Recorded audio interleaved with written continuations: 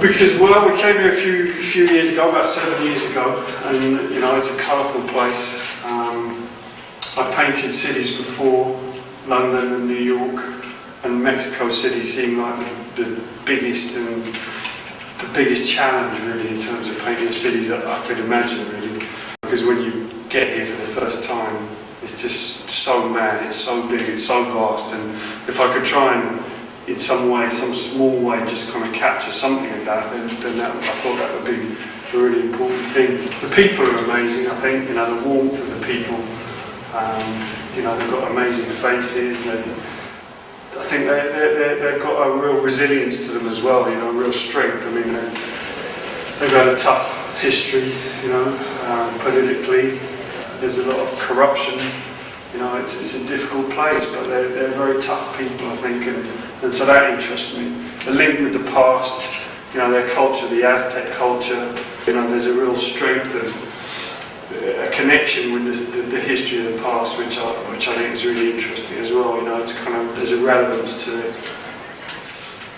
I've learned a lot more about the culture in the visual sense. You know, things like revisiting some of the sites, well, visiting a lot of the sites around here for the first time as well. You know, looking at more closely at this. There's more time. Last time we were here, we were passing through very quickly. You know, there's been more time to kind of see things in terms of take things in visually. So, you know, things like the patterns, learn more about the Aztec society. Last time we were here, we were travelling a lot through Central America, so we were learning about the Mayans.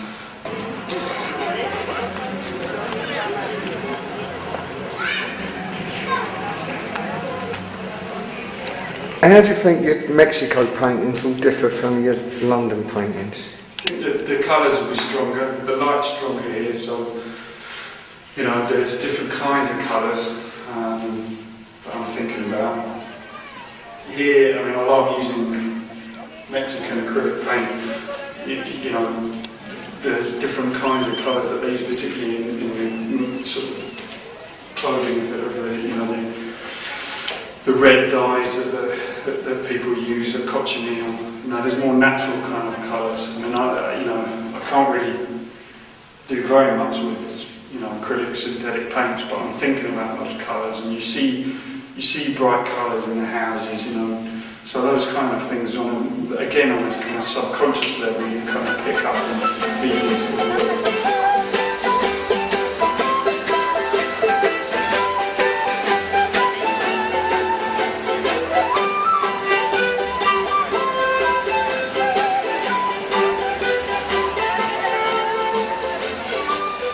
Have you always used acrylics? I used oil paint at art college. Yeah. It's quite expressionistic, and I'll be kind of slapping it on with a palette knife. I mean, in a way, you know, one day I'll probably go back to doing that, but at the moment I'm quite enjoying the kind of graphic and the fact that you can work very quickly with acrylics. You know, you can change things. If I make a mistake, you know, I can change it after about 5 minutes, you know. Are you still using your same method of working? Has that changed at all? It's changed in the sense that I'm using less charcoal probably to start the paintings, using kind of tubs of like watered down browns and reds to start the paintings. Because normally I get covered in charcoal and breathing it in, and it's not very nice. So using less charcoal, using acrylic, it probably doesn't affect it that much. Have you got a theme to these paintings yet?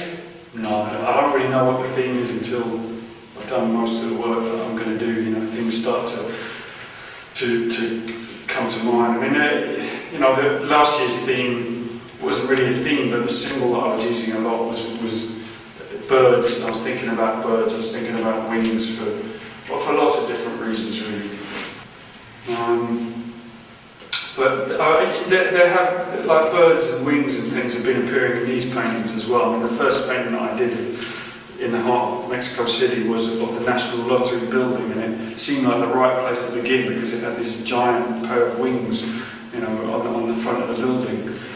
Have you noticed that your palette has changed? I don't really notice that until the show's up and until I'm looking at it. You know. I think the first painting that I did of the big street scene in the centre of Mexico City, it seemed like I was using a lot of blues.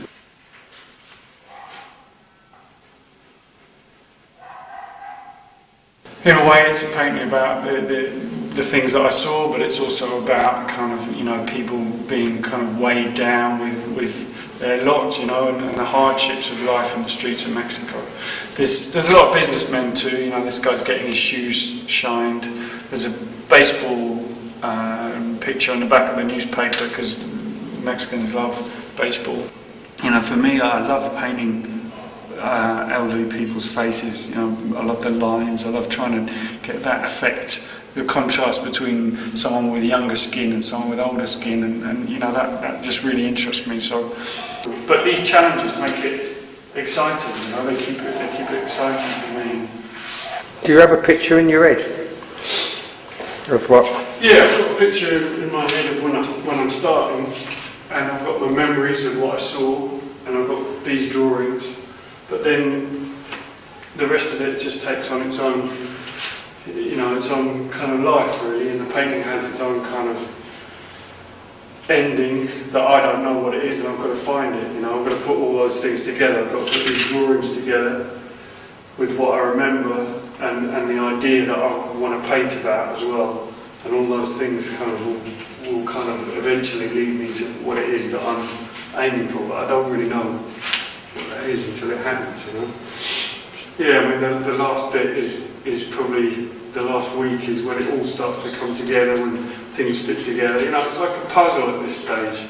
I'm trying to get close to something, and it's kind of, the spirit of it is in my head and in these drawings, and it's just a way of putting that all together. But then the painting is an object in its own right. It has its own rules and, you know, its own kind of, it kind of leads me to it in a weird way. It's like a puzzle that you're fitting together, you know. And then there's all the things that happen to you during that time, you know, like you may see characters in the street, you may see, I got back to the place, I got back to the market and look again and, you know, try and see new things that I've missed. So, you know, and then meanings start to come through, you know, it becomes like, you know, like I was saying to you yesterday, you know, this side is all this kind of meat and the guy cutting, and it's all kind of sort of deathly with this pig's head, and then this is all kind of, you know, all these beautiful vegetables, colourful vegetables on this side, you know, it's kind of sort of, you're kind of playing around with things like that as well, in a way probably just to keep yourself interested for the whole month, you know, it kind of, you know, if she's walking away, it's almost like she's leading you into the picture as well, you know. If I can get it right, you know, you'll be kind of wondering, well, you know, what's this space here, what's out there, so you'll be kind of taken through the picture, you'll be taken down and then up and into it. Now, last year I was using a lot of circles in the painting, and in a way, when I'm trying to get it right now, but this is going to be a kind of circular kind of composition here. You're walking into the market, you're looking down on these things here, you know, like you could just pick off some of the fruit, and, you know, I'm trying to make it as if your hand could almost reach into it. Now I want to look inside that pot, and then I want to look out towards this area and see what's going on here as well. So I'm trying to make ways to create space in this two-dimensional frame that will kind of make you feel like, recreate the experience of walking through that market.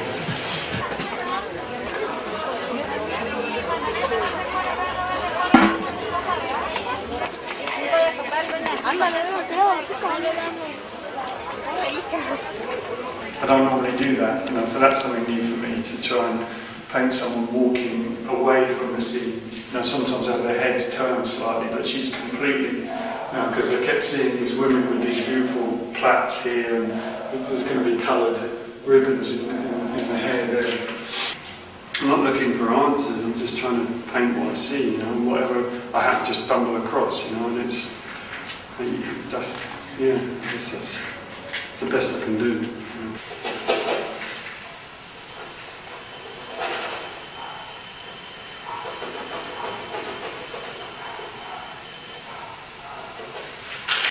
So, tell me about Diego Rivera. Well, I've always studied him, I've always looked at the paintings.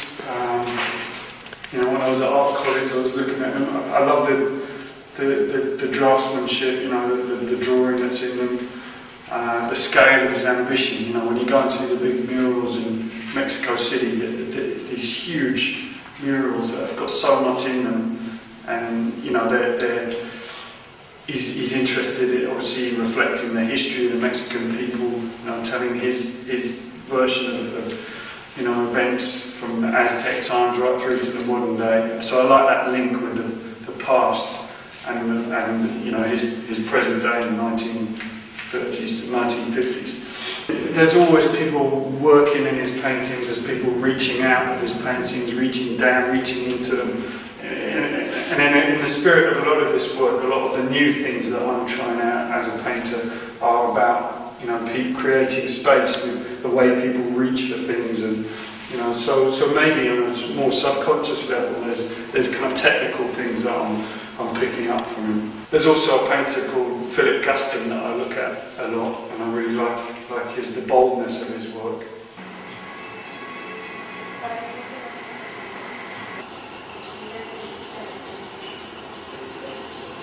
This is something that I've just started drawing out. We went to a ceremony in the woods around Mexico City, a kind of secret ceremony for Sioux Indians. So kind of Indians from North America really, but people who'd settled down here. And it's a Sundance ceremony, so they're dancing for 4 days. It's something that I wouldn't normally paint a painting like this really, but partly I wouldn't normally do it because I had to do it from memory. I couldn't draw at the place because it wasn't appropriate, so I had to kind of make up the drawings from what I remember at the time, and see what happens. So I'm hoping that it'll be an interesting painting. So in this drawing here, he's got some buffalo skulls attached to him because the buffalo is very sacred to these people as well, and he's pulling the buffalo skulls until again the piercing in his back snaps, and it's kind of like they're blessed by this woman, so she's got it's called copal, and it's stuff that they burn to purify and bless the people that are dancing around the circle. They're all shouting fuerte, which means be strong. Because obviously it's a painful thing. This guy's being helped, he's being kind of dragged around, because he's. The whole thing had a very powerful feeling as we were walking down this hill towards it. You can hear the drums beating, and I remember my heart sped up straight away. Like there was so much energy going on. It was just a very powerful scene, and very, very much we were shut out from it. There was a rope around here to shut people out, and beautiful coloured kind of bits of material hanging down and hanging from the tree as well. So there's a lot of colour in it. There's a lot of, if it works as a painting, it would be great.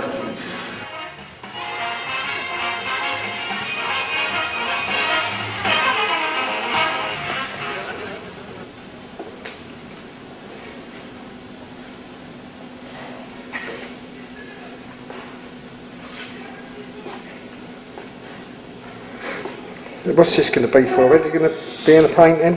I don't know. If I see them, I'll put them in. But it's really just for myself. Really, I just like the patterns and just. What is the mask? It's a Mexican wrestling mask, and I'm not sure which character it is, but they're all from different characters.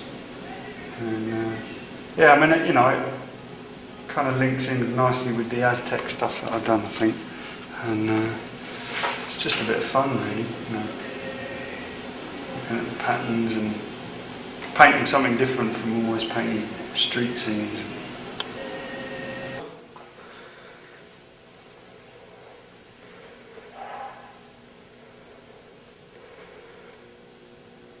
I love doing cafe scenes because everyone's there. There's a businessman in there. the old guy there, you know, who's hardly got anything, but he's come for his churras, his free churras probably. And this couple, you see a lot of couples kissing.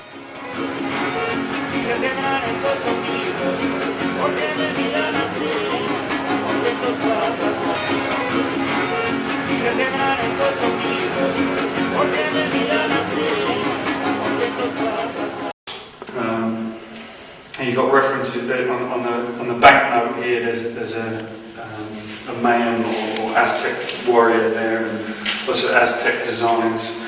You've got the eagle on the coin is the Mexican symbol, which I've been using quite a lot in paintings. And this is very new for me, trying to create this base here, this arm coming out and going back, and you know, playing around with that. I think was really important for this picture. I'm trying to get the feeling that you were just standing up from either sitting with these two or trying to squeeze your way past as you're going out. In the Churras Cafe, I'm reading about the importance of chocolate in Mexican society. You know, I'm thinking about the connection between the Spanish churros and the Mexican chocolate drink that the Aztecs were drinking. You know, so it kind of, although it's a painting of a cafe, it kind of, because I've got a month, you know, that I'm working on it, it kind of becomes deeper and deeper. You know, these paintings are metre 60 by metre 20, so each year I'll probably add another 10 or 20 centimetres to the scale of the canvases that I make.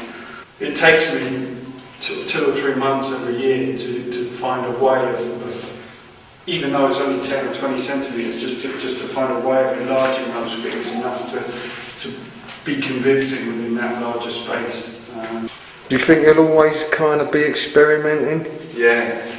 Got to experiment, because it's each time you do something, you finish a painting, you look back and think, why did that work? What was it about that was new and interesting? And that makes you then move on to the next level. You know, I couldn't have done the things that I'm doing now if I hadn't have moved on and tried to, you know, make little advances. You know, and I mean, basically what you're trying to do in a painting is to create depth in the two-dimensional plane, and whatever ways that I can do to make that depth more and more extreme, I think, you know, I'll try and find them. You know, I want to make these paintings that people can walk into. That it's almost like the paintings kind of surround them in a way. You know, that's what I'm trying to do. So I have to constantly find new ways of doing that, really. And the more you learn, the more you can see other possibilities. Got a little fly in there. Always nice to have some reference to the wings in here. In fact, I put a real fly in there. He kind of landed on the painting just as I was finishing it.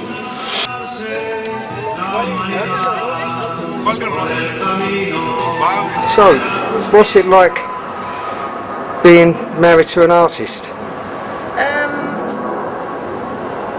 That's a difficult question. I suppose it's quite different from other professions because of the working hours, and luckily I have very similar working hours, so we kind of our times fit really well, and so we're both sort of hanging out in the morning and then working till late at night. So I think that's the main difference, I suppose, from other professions. Also, just being part of the process of each painting, going and visiting in his studio, seeing the work developing is very, very special. You get an amazing insight into how it starts from a drawing and how it develops into a picture, and the show, how all the pictures work together and how that sort of naturally develops. I think that's something really special.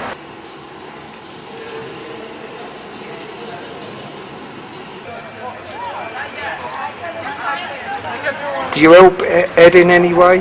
Yeah, I do actually, because a lot of the time when Ed's working on a picture, he's working obviously from real places and with real people, and so sometimes when we go to these places, like a market for example, he'll ask me to take a lot of pictures and also remember things. So I remember a place maybe differently to how he does, and that kind of helps him to just to remember what people look like and places, and maybe something that he hasn't seen, and so and then often I come up into the studio and he'll ask me to look at things like composition, what it looks like, and if I have suggestions and so on. So it's I feel very involved with the process, especially here in Mexico.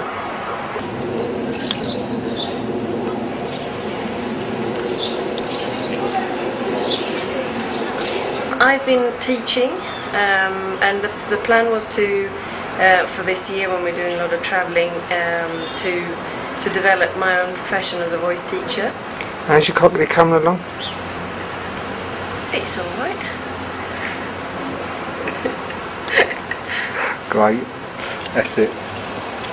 Well, Ed's actually colourblind, so sometimes he will come up and ask me to describe colours, what I can see, whether it's how I would describe a colour. But obviously, because he's working from the prime colours, he can look at a colour and then put them together from that. That's how he's learned to recognise them. But sometimes, every now and then, I'll have to come up and he'll ask me, what colour is this?